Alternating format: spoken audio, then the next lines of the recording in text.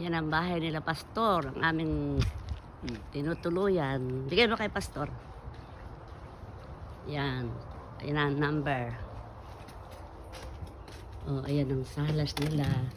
Ay. Teka, tinatanong ng kapatid ko. Ayan ang napakagandang bahay nila.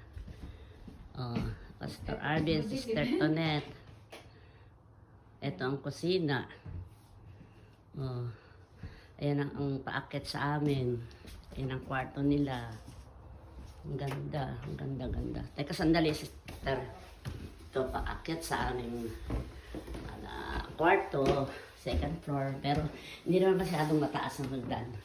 Kayang-kaya pa. Yan ang kwarto nila Leia. Yan o. Hi, Kat. Say hi, Uncle Tony. Hi. Ayan. Ito naman ang... Ayan ang banyo namin. Yes. Ayan ang aming banyo. Yes. Okay. Ito naman ang kwarto namin. Yan ang aming kwarto. Aalis kami ngayon eh. Ayan ang aming cabinet. Walking cabinet. Yan. God is good. Thank you, Lord. Salamat sa Panginoon. Ayan. Dito na kami ngayon sa naayos ko na yung mga dapat na ayusin. Then mag-work na ako. Hallelujah. I will start my work. Ayan.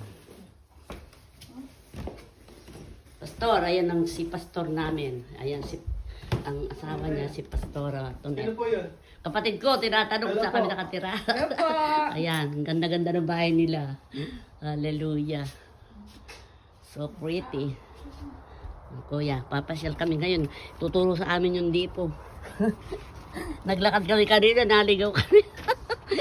Saan kami nakarating. Kaya si Pastor lang ang nag-ano niyan, Ayan, nagtanim, Ang laki-laki ng bakuran, Hallelujah. Napakabuti ng Diyos. Thank you. Kumusta sa lahat dyan? Love you all.